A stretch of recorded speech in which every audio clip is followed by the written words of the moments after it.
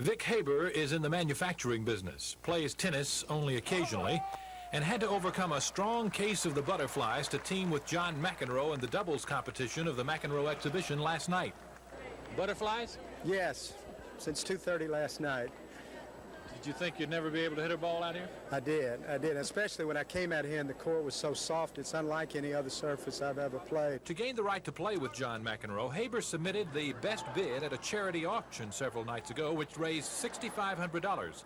Another auction at last night's match brought the total to $10,000 for Montgomery's United Way campaign. Was this your first meeting with McEnroe on the court? Oh, yes, for sure. What do you say? Nothing much. I think he was in a hurry, but he was nice. Is this your first public display of tennis? First and last public display of tennis with the big boys. You don't think you're tour potential? No, not really. Only to go see them play. Okay.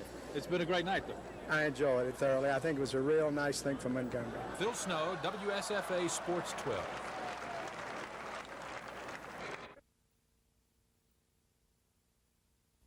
The bill clean and not open it up to a wide variety of exclusions. I think it's best to treat everyone equally under this piece of legislation. For that reason, since the amendment was mine in committee, I have reached every story accompanying the IR. Any objection? We haven't done anything in the Rules Committee. It hasn't been going on for 25 years. Anything different. You know that, each of you. Now, we're going to have our Rules Committee public, just exactly like the says Macon County Sheriff Lucius Amerson and other county officials were negligent when it came to checking the background of a former jailer. The $7.5 million lawsuit was filed by a Chicago woman who had been raped by that jailer. Dean Argo of our staff is in Auburn tonight for this live report on the jury's decision and the award to the woman. Dean, what's the story? Well, Bob, the jury took just over an hour to find that Lucius Amerson and Macon County were grossly negligent. The plaintiff, Lolita Parker, had charged in her suit that Sheriff Amerson and the county did not bother to check the background of former jailer Mike Williams. Now, Mike Williams was convicted last year of the rape and kidnapping of Miss Parker, but later escaped and remains at large.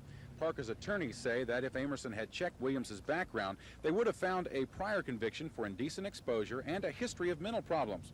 The jury is awarding Miss Parker $100,000 in damages for bills and mental anguish, and an additional $100,000 is being awarded for Amerson's and the county's negligence.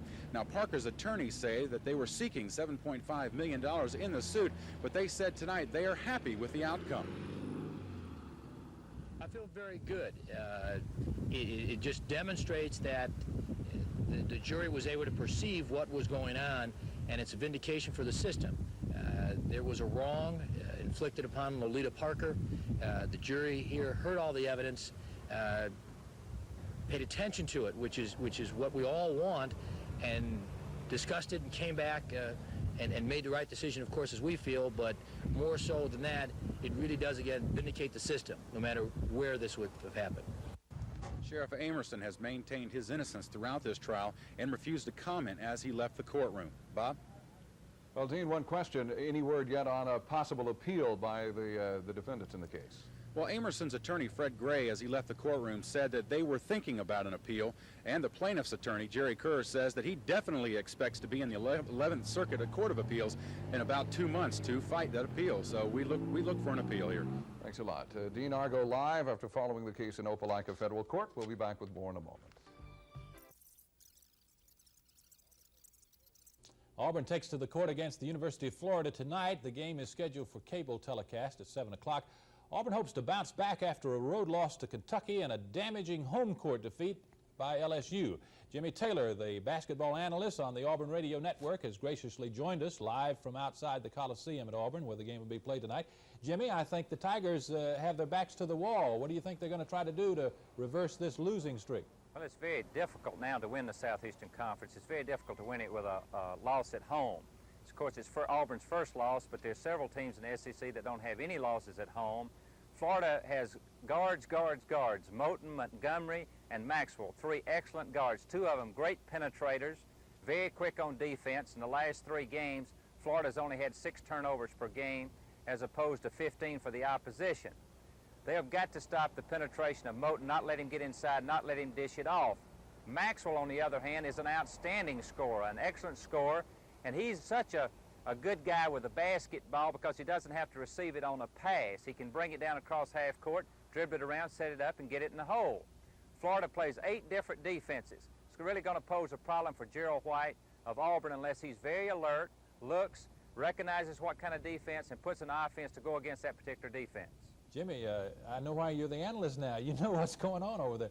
Let me ask you this. It's the NCAA that's in question now. I think, don't you think that they can quit worrying about the SEC and start worrying about the NCAA tournament, huh? We'll have to play very well in the tournament to get to the NCAA. Probably going to get a berth to the NIT, but naturally you want to play in the NCAA. I would think Auburn will have to win 3 games in the Southeastern Conference tournament, which means a championship almost, to go to the NCAA unless they pick up a road victory that they don't intend to pick up. Thank you, Jimmy Taylor. You're welcome. And so the Tigers facing a must-win situation, I think, tonight.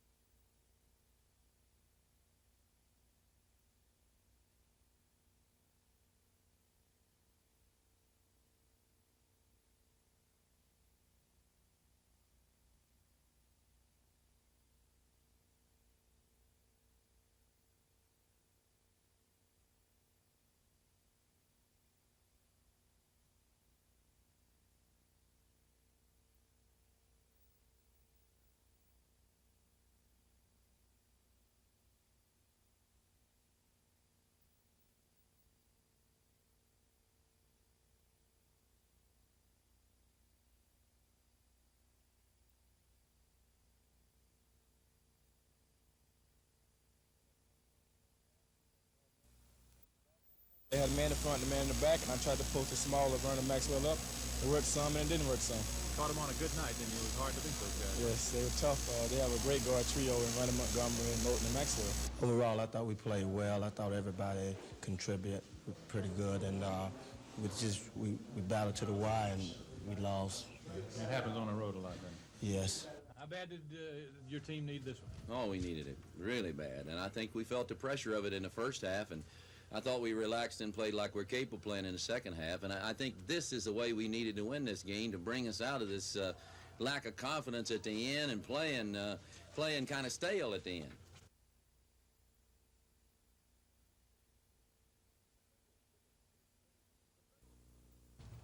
The federal civil suit stems from the 1985 rape and kidnapping conviction of former Macon County jailer Michael Williams. Lolita Parker, Williams' victim, charged Williams, his boss, Sheriff Lucius Amerson, and Macon County with gross negligence.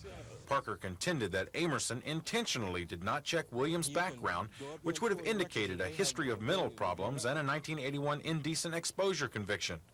The jury listened to 3 days of testimony, and today, after deliberating for just over an hour, ruled in favor of Ms. Parker. There was a wrong inflicted upon Lolita Parker. The jury here heard all the evidence, paid attention to it, which is what we all want, and discussed it and came back and made the right decision, of course, as we feel, but more so than that, it really does, again, vindicate the system. The jury awarded Parker compensatory damages of $100,000 to cover doctor bills and mental anguish, and an additional $100,000 in the form of punitive damages the jury ruled was in order because of Amerson's negligence. Sheriff Amerson and County Attorney Fred Gray declined to comment on the ruling, but Gray did say an appeal is being considered. Dean Argo, WSFA News 12 at the federal courthouse in Opelika.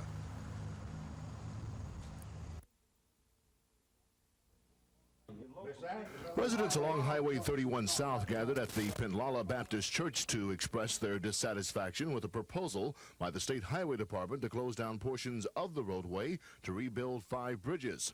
Highway Department engineer Hap McPherson attended the session and explained in detail just what his department has proposed. He says each of the bridges are well below state and federal standards and must be replaced. But businessmen like Wayne Hatcher, the owner of Mosley's Grocery, says the plan would cause hardships. Business-wise, it's going to affect me a lot because it's going to cut my business off on both ends, from Pentlala Creek and Vickers Creek Bridge. Montgomery State Representative John Starr says a compromise can be worked out, but he does not want to lose funding for rebuilding those bridges. If we pull it out of this particular letting, I don't want to pull the money with it and use the money for another project in another area of the state for a bridge. Starr urged the group to write letters and sign petitions asking for changes in the Highway Department proposal. As one resident put it, tax dollars should work for them and not against them. Shed Johnson, WSFA News 12.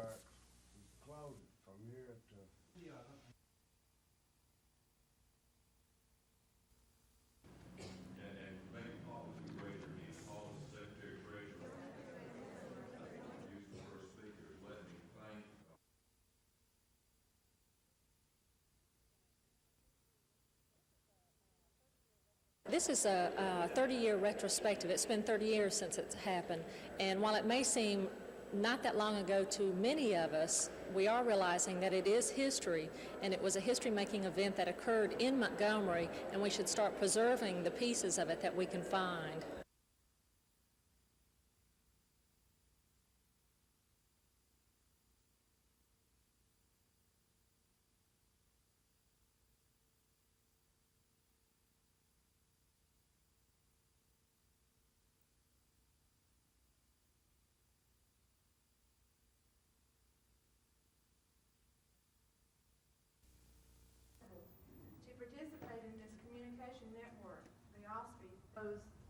Move into receiving services from vocational rehabilitation. 3.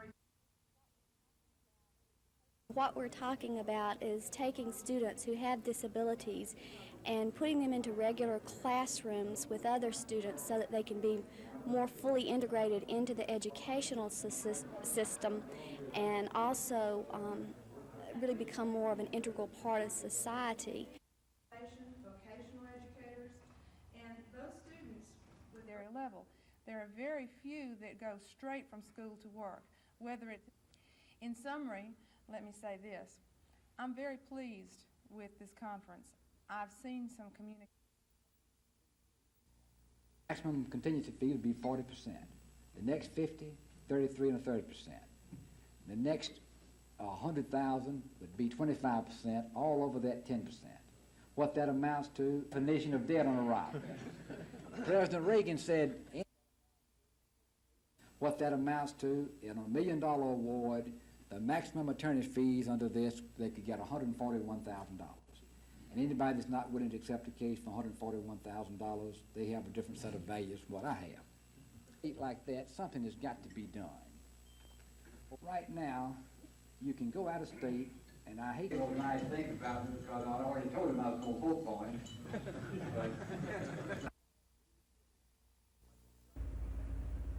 Like a giant blue whale, the Trident submarine, the USS Alabama, slowly glides toward its first meeting with its namesake, the state of Alabama. Thank you very much for inviting us and having us here in the namesake state of the USS Alabama. I think this is a unique opportunity for making history, basically. It's a delicate operation, docking a sub as long as 3.5 football fields. Tugs carefully maneuver what is one of the world's newest and most powerful military vessels. It's also a significant moment for 7 of the 150 men under Captain Taylor's command. They are from Alabama. It makes it more like you're at home because, you know, we're not going to be stationed here ever. It'd be something for me to tell my kids, grandkids, and their kids. Life on board a nuclear sub isn't easy, 76 days at a time underwater. But it has come a long way from the cramped subs of the Second World War. We play chess, watch TV, read books, you know, just shoot the breeze, whatever. Just reminisce about old times and places that each of us have been, you know, in other people's, you know, area in the state. The crew's got to be ready at all times. If the Alabama was carrying nuclear missiles, it would be missile technician John Rossetti's job to program them. That's my job, not to do it. We hope that never comes. The advantage of having a ship like the Trident submarine Alabama is basically it cannot be tracked, it cannot be detected. Therefore, that adds to the strategic deterrence. Since no one can take that one out first, you never know where that's going to be. It makes you stop and think twice. Monday morning, the Alabama's crew will batten down the hatches and head west for a 3-month tour with the Pacific Fleet to defend our nation. Dean Argo, WSFA News 12 on board the USS Alabama.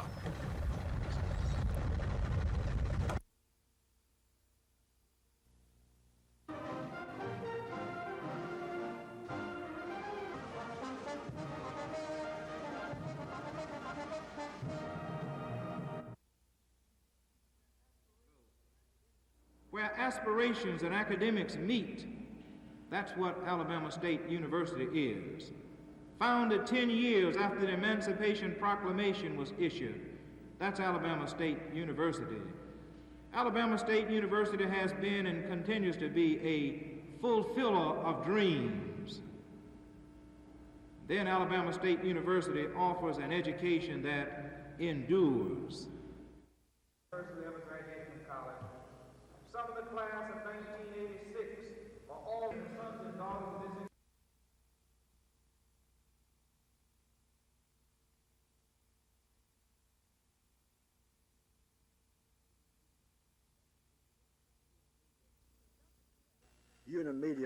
Dr. Teague brought together 19 education officials today to denounce the proposed 5% pay raise. Teague says our teachers received a 30% pay increase in the last 2 years, and now with the governor recommending education budget cuts, Teague says this proposed raise is uncalled for. I've supported teacher pay raises throughout my career and would like to today, but there comes a time when that's not the highest priority.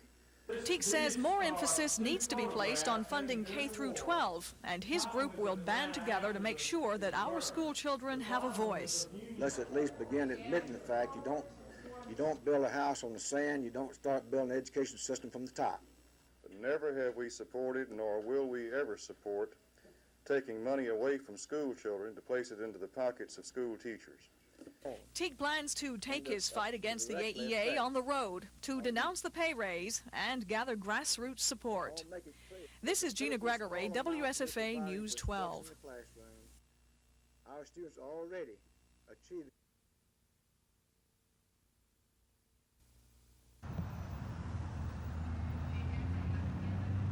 You can just stand up and walk out. Let me show you this. We're talking about here. This is your Sheraton Hotel where you hung out before you got married. And I hope that's not picking up the audio. Yeah, isn't that right? I hope it is. I hope it is. That's great. So we can see. You can shut the door and just walk around to the other side. Either way, it don't make any difference.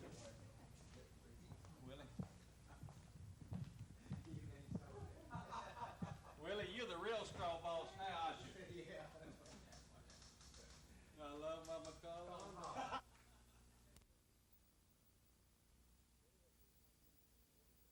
Many of these will be indigent and will not be able to take care of themselves or those that will be born. Many of those babies will not be wanted, and that has the potential of blowing our welfare program for 30 to 40 years.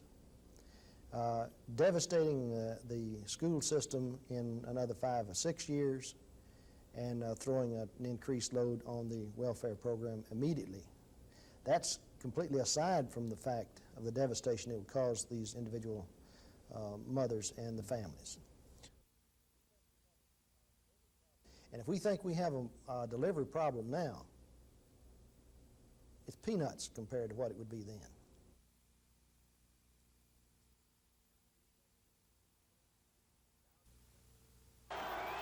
Down the stretch with the game on the line, Jeff Moore rejected an Andrew Moten shot. A few moments later, it was Chuck Person who turned back a Moten attempt. Number 5, Andrew Moten, one of the most effective little men in the league at scoring over larger opponents, tried it again, this time against Chris Morris, same result. Double O, Ronnie Montgomery had no better luck. Jeff Moore got a hand on this shot. With 2:45 to go and Auburn nursing a 2-point lead, Gerald White picked Vernon Maxwell's pocket.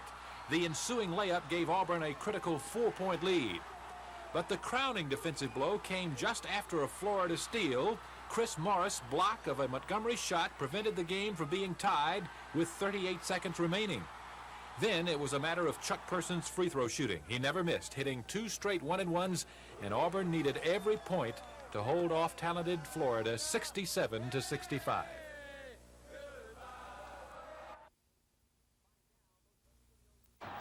By now, most everyone knows of Bo Jackson, Heisman Trophy winning tailback for the Auburn Tigers football team.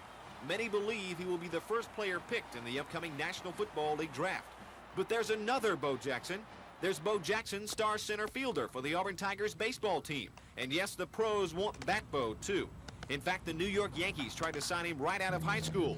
Last summer, the California Angels tried to lure him out west. But through it all, Bo has maintained that he won't make a decision on a pro career until this spring, following the Tigers' baseball season.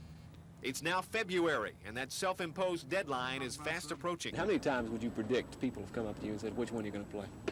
I have to say too many. Too many or too many? Too many times. Yeah. Coming to Auburn, Coach Dye would have allowed you to play both sports, and that was a key decision in you coming here in the first place, wasn't it? Yes, and it's something that I've been doing ever since the 9th grade in high school, and I think that's the only way that I've kept myself out of trouble. Pro football or pro baseball? Just which way will Bo go pro? Well, that's the multi-million-dollar question. One thing is certain, the answer will come from Bo, and from Bo alone. People have been trying to give me their advice for the past 4 years, and I think this decision that I'll make, it will strictly come from me. I am my own person, and I'm not going to decide to do what I'm going to do until I get ready.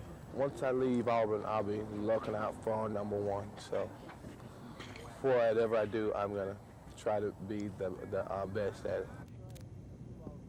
In Auburn, Mark Thornhill, WSFA Sports 12. There you get it. That's good. I was worried about you not getting that.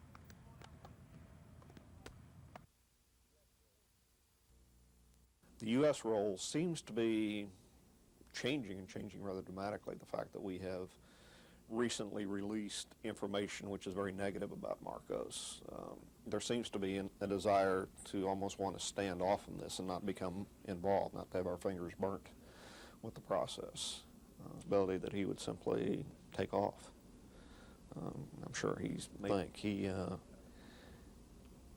if he had reasonable cause to expect some support, I think he might. Otherwise, I don't think it's beyond the realm of possibility that he. 3 years ago, a retired Montgomery businessman, Malcolm Brazel, read an article about the extra paychecks going to 400 state and local politicians. That article prompted a meeting between him and Montgomery attorney Jim Ziegler. Together, they began a campaign to find out how much those extra paychecks would cost and who would pay for them. Brazel says for him it was just a case of enough is enough. That's it. It's just the straw that broke the camel's back. But you know what makes it all? It adds insult to injuries. When we won in the lower court, 2 Supreme Court justices appealed it. And I'm sure they would have sat on the court and listened to the case. And we asked them to recuse themselves. Brazel and Ziegler won that case in court. That began the formation of Tax Watch, which later changed its name to the Taxpayers Defense Fund. The Defense Fund has now grown to an 8-member board which decides which cases to tackle. Brazel is chairman. Retired business executive Russell Carter is his co-chairman. Other members include 2 farmers, Jerry Knudsen and Julian Elgin, businessman Lee Rolfe, and engineer John Clark, and members not present at this meeting, Merrill Yates and Herb Lancaster. Yeah, I want to call on Russell Carter now to give us an update on the tag situation. We find that spot checking a great many of them, if there was 37 that were withheld, no one could sign for it. Brazel says none of these men was recruited. They volunteered to serve on the board. They say their goal is simple, to stop what they call the wasteful and illegal spending of your tax dollar. And so far, that goal is being achieved through successful litigation in state courts. Chet Johnson, WSFA News 12 in Montgomery.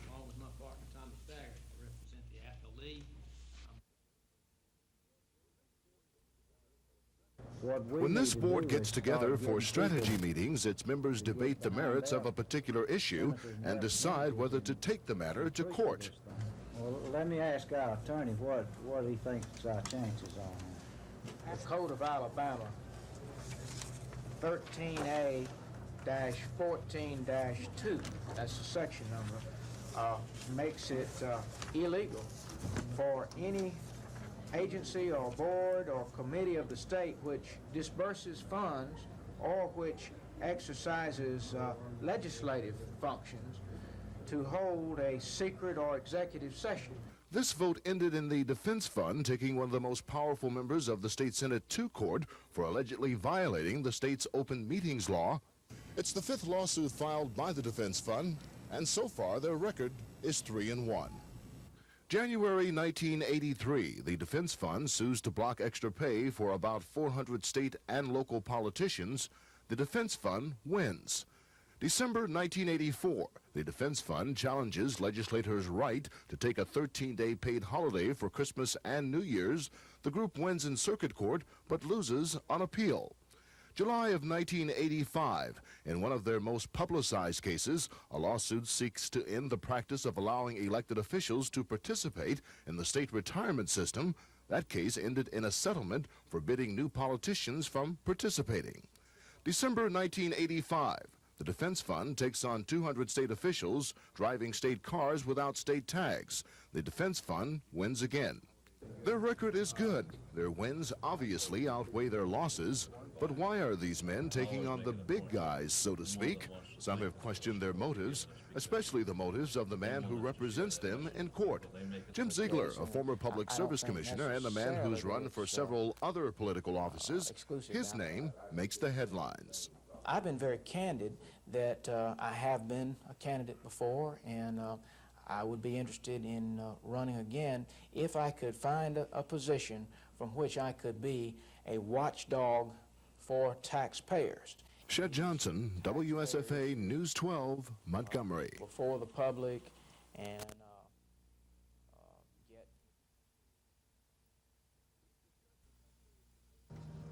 We've discussed the Taxpayers Defense Fund's background, its court battles over questionable spending in state government. But what about the officials who've been affected by the lawsuits and complaints? State Treasurer Annie Laurie Gutter believes the fund was misinformed when they questioned a brochure she had printed to explain the duties and responsibilities of her office. The Taxpayers Defense Group said it was a political handout because it contained a reference to Miss Gutter running for another statewide office. It never occurred to me that anybody would think that I was using this for campaign material because we only had 400 copies printed. State Retirement Systems was also sued over its practice of allowing elected officials to participate. The administrator is Dr. David Bronner.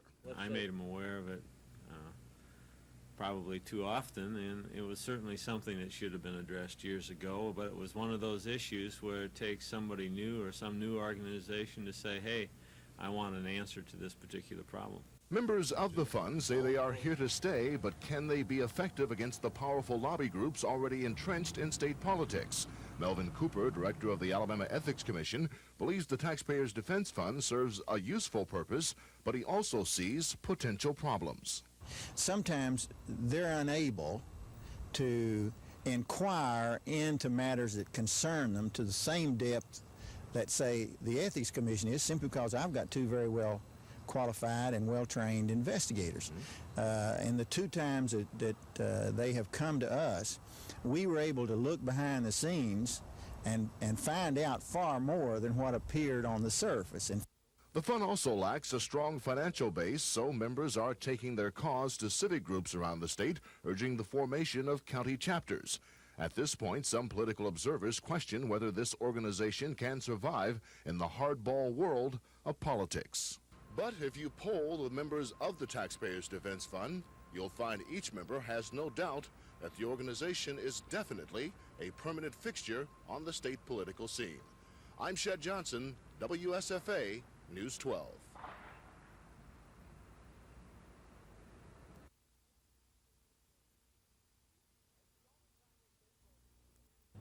As the Auburn Tigers baseball team prepares for the upcoming 1986 season, many eyes are focused on the Tigers center fielder, a guy by the name of Bo Jackson. Of course, on the football field, Bo ran his way to a Heisman Trophy this past season for the Auburn football team.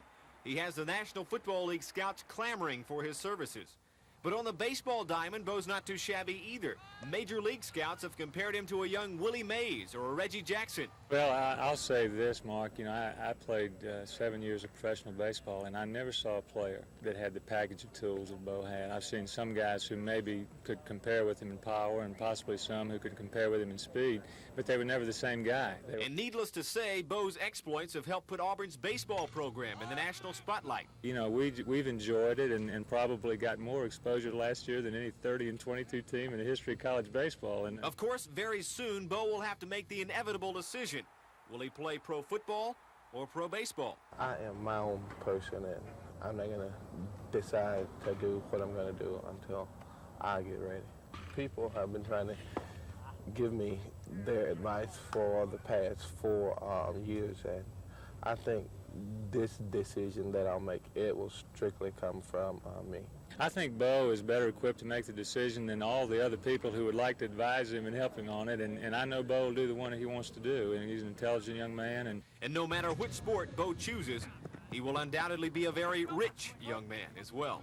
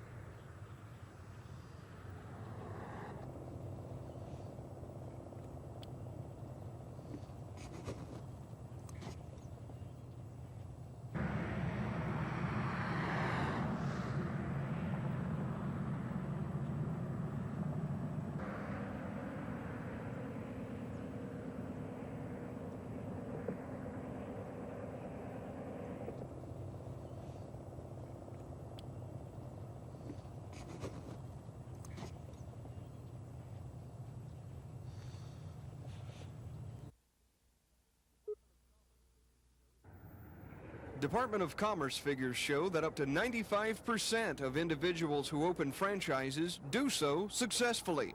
That's why these people came to listen to Steve Raines, president of National Franchise Associates of Atlanta. He's an expert on how to start your own franchised business. Of course, not everyone's cut out to be an independent businessman with his own franchise. Raines says the type of person most likely to try is someone who doesn't enjoy working for someone else and someone willing to take big risks. Somebody who is looking to take their life savings, either through equity in their home or money they've saved over the years, and basically will put anywhere from $20,000 to $100,000 into a business. These people can be husband and wife, mom, pop type people, or they can be partnerships, or they can be people who have incorporated and looking for investment opportunities. There are a lot of investors out there looking to buy franchises. Raines says there are over 2,000 franchises that a potential businessman can go into. He says an interested person should decide which area of business he's interested in investigate the franchises in that business, then call a franchise attorney to help him with the legal details involved in obtaining a franchise. What does Rain say are the hottest franchises right now? Service-oriented businesses. Services for consumers as well as businesses. Everything from printing franchises to automotive aftermarket franchises to daycare centers and infant care centers and things like that. These businesses have grown tremendously over the last 5 to 10 years. Andrew Findlay, WSFA News 12.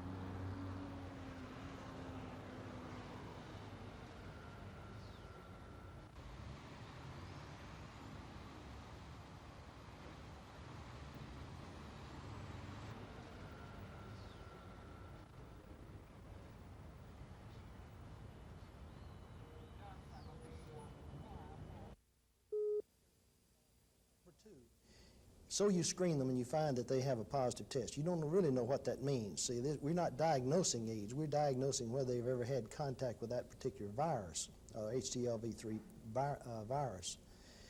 But once you identify that, what are you going to do about it? There's no treatment. So if you used it as a screening mechanism and you found out that one of the marriage couple had a positive test, all you would do is to create chaos. You would have no solution to it. You would create a problem for which there is no solution.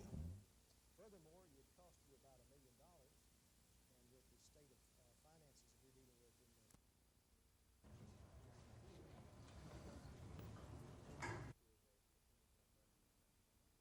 we're dealing with Stuart Rachels from Birmingham, who's has potential to be world champion. He's one of the top people, his age group. He's 15 years old in the entire world. In fact, he's one of the top players in the United States at an early age. He's the person who, following along the lines of Bobby Fischer, maybe the great hope for American chess, to try to revive interest in this country, which has been picking up in the past few years.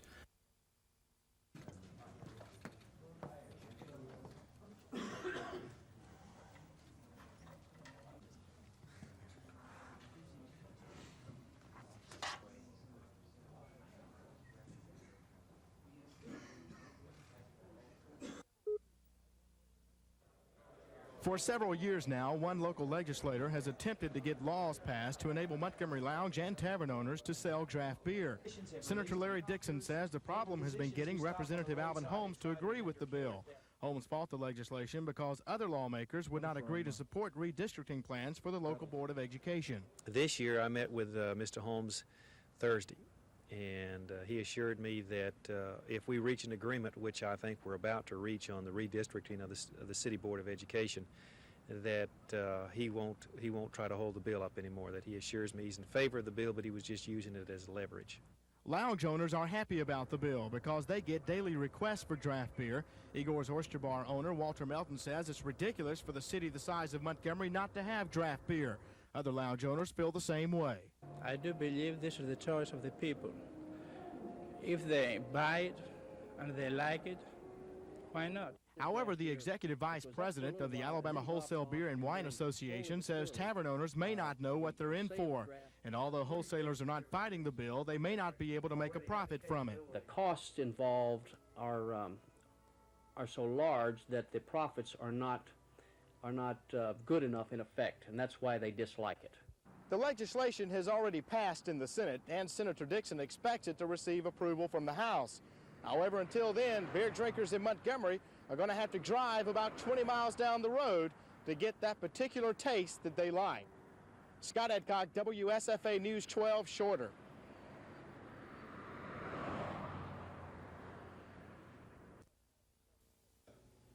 We may have a tough time recovering with it, but for sure we can't recover without it, as far as I'm concerned.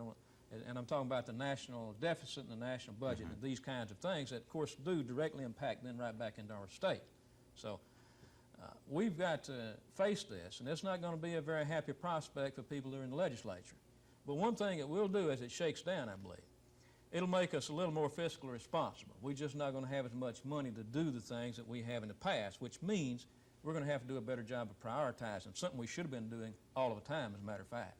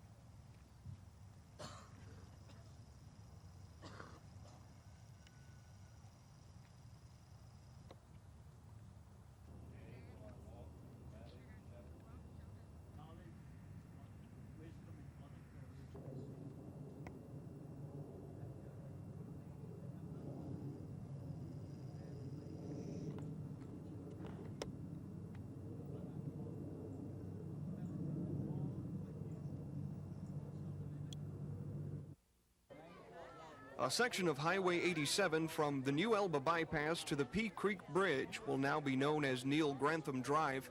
Grantham had been sheriff of Coffee County for 7 years and 2 months on the morning of March 1st, 1979. Sometime between 6:30 and 7 a.m. that day, The sheriff was starting another day on the job when he was met outside the courthouse by a former inmate, Billy Joe Magwood. Magwood had been sent to jail for a narcotics violation by Circuit Judge Eris Paul. Witnesses later said they'd heard Magwood threaten the sheriff. That morning, Magwood carried out those threats. He shot him 3 or 4 times. Wouldn't have made any difference if Neil had had a Gatling gun, because he would have thought he was talking to his friend. I am told, and I think it's true, that his assassin had him a hit list. I've heard that I was the first man on it, and I've heard also that Neil was the first, and I was the second.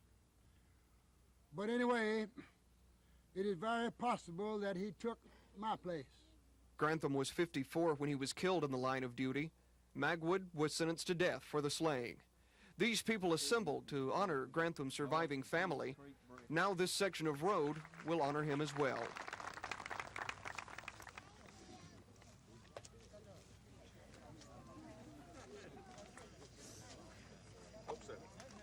Andrew Findlay, WSFA News 12, Elba.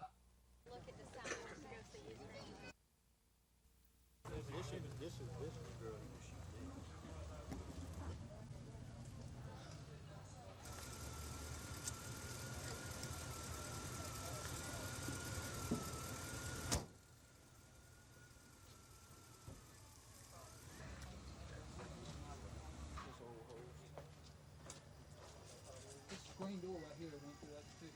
Who are they?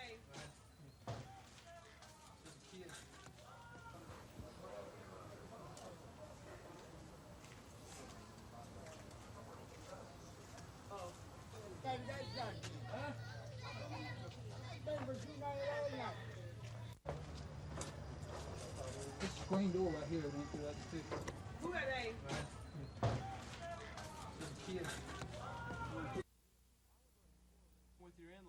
Oliver and Coralie Glenn have lived in Alabama all of their life, and that's a long time.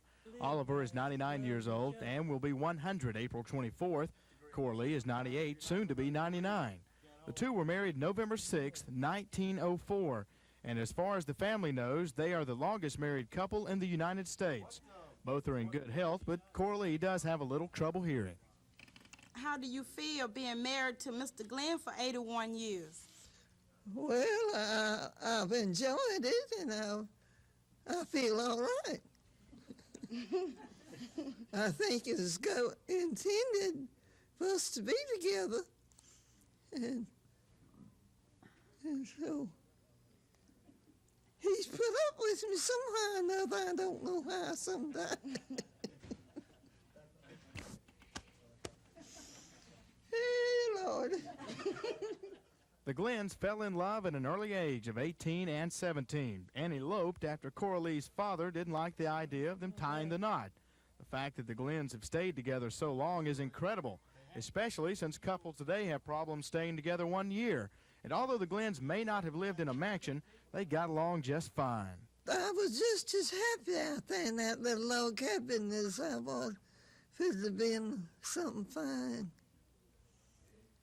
I knew he didn't have anything, and I didn't either, except for love, and I thought we had it strong enough to go through what we had to. Oliver and Coralie have watched 6 generations of Glenns grow up over the years. This is their great-great-great-grandson. The two now live at the Marywood Lodge nursing home and are visited regularly by their family. Oliver says if he had to pick the same woman all over again, we've been together in harmony and love and got along all right. If I was going to spend more time, I'd still feel the same way. Sleeping heart, love is all around you. Empty arms, what are you waiting for?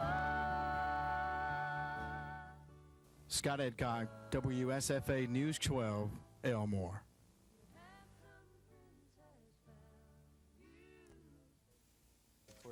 He was tested and was charged with DUI. and was placed in Andalusia Community Hospital, where he still remains. Saturday afternoon, about 5 o'clock, he was charged with additional charges of third-degree escape as well as attempted murder. And of course, the investigation by the Department of Public Safety, Sheriff Harrell, and Andalusia Police Department is continuing.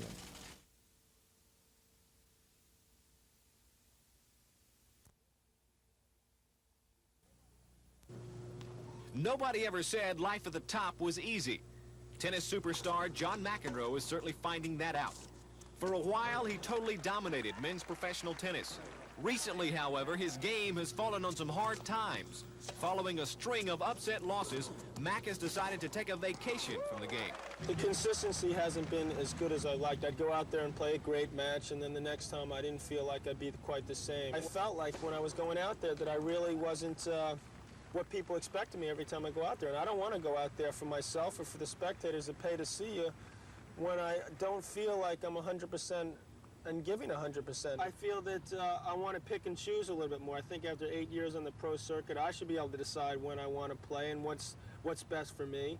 I've learned by trial and error what's the best thing, and that's really why I feel like I don't want to play 12 months a year. Of course, there's speculation that Mac's personal life away from the court might have had some bearing in his decision. He's engaged to marry actress Tatum O'Neal soon. The two are expecting their first child next month. I haven't set a date to get married, but I'm looking forward to that, as well as looking forward to having a baby. It's the most exciting thing in my life right now. One prospect that isn't so exciting to McEnroe is that perhaps at the age of 27, he's beginning to give way to Father Time. Maybe in 2 years' time, I might have lost a half a step, but I'll have to look to pick that up in some other form. But that's not something that's a pleasant thought. You try to look at more positive things. So for now, career in limbo. John McEnroe is looking to do just that. In Montgomery, Alabama, Mark Thornhill reporting for NBC News.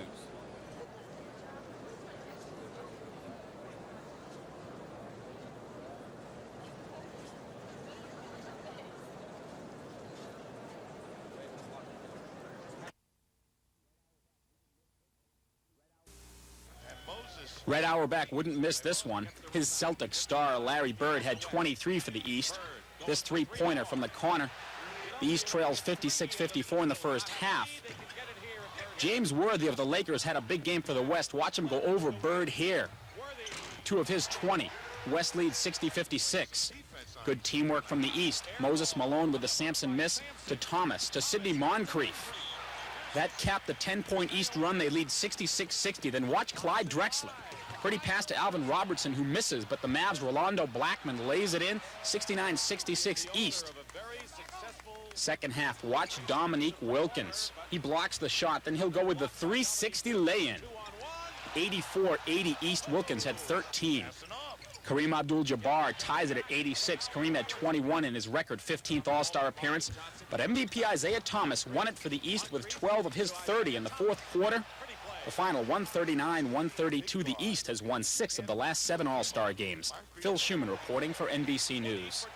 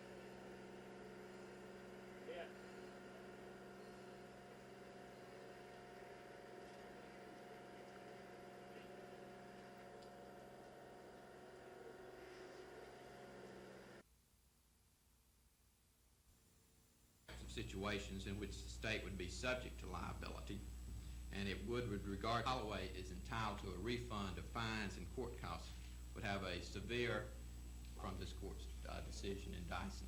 My idea of what's justice.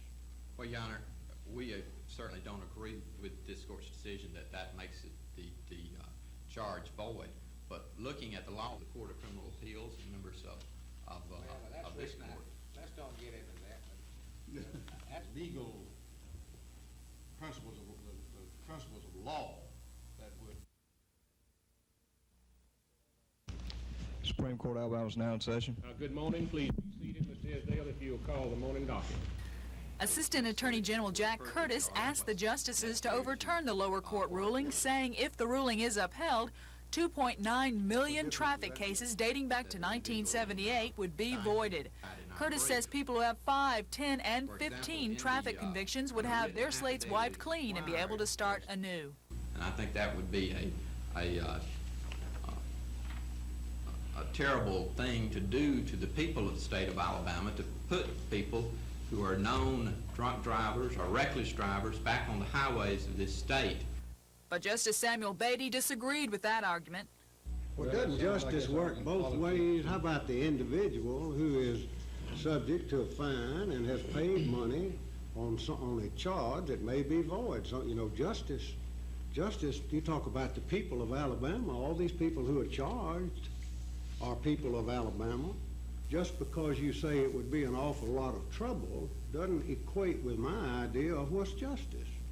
Representatives from municipalities sat in the courtroom worried about the economic impact of the justices' ruling. It would be devastating from a financial standpoint, some $5 million from Montgomery alone. Now that justices have heard from both sides, they will issue a decision. Assistant Attorney General Curtis says he expects a decision fairly soon, although the justices are under no legal deadline. This is Lisa Walsh, WSFA News 12.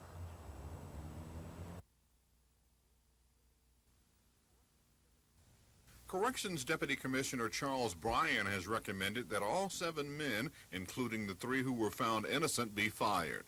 3 of the prison employees were found innocent by a federal jury last December. Federal District Judge Robert Varner has indicated he'll drop charges against the remaining 4. Federal lawyers and prison investigators say they've had problems getting prison guards to testify against a fellow officer because of a strong fraternal bond. Willie Johnson is a 47-year-old ex-guard at Kilby Prison near Montgomery. He says his 5-year career at Kilby Prison near Montgomery exposed him to repeated instances of inmate abuse. I have seen an officer from Kilby Correctional Facility get fired because he refused to beat an inmate. When was this? This must have been 77 or 78 or 79. He quit rather than beat the inmate? He was fired. Because of what now? Because he refused to be. He made a statement that he would not lay a stick on an inmate. And one of the officers went to the deputy warden and told him, and the guy, he was given an ultimatum. He could resign or get fired. This latest brutality case is the first since 7 Draper prison officials were charged with beating inmates with leather straps. 4 were fired, 3 are still guards, and 1 was convicted in federal court on the charges. Sources within the Corrections Department say the real story about the Kilby and Limestone riots is yet to be told. This is Norman Lumpkin, WSFA News 12.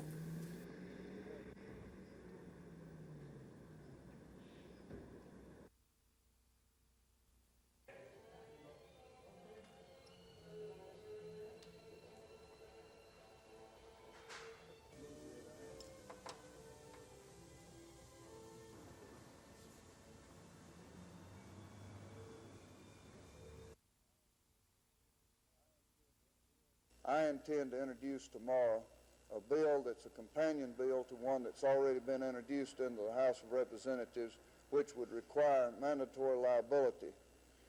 It's a simple bill. The enforcement problems have been worked out in that each person would have to carry a certificate of insurability or insurance in their automobile.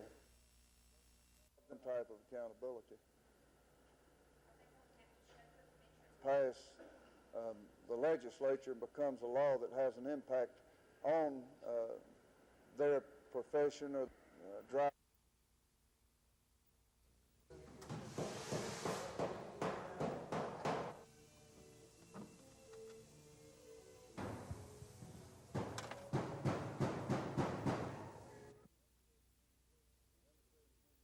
Well, let me tell you, when you work with these people, you find out in depth what their concerns are and what their problems are.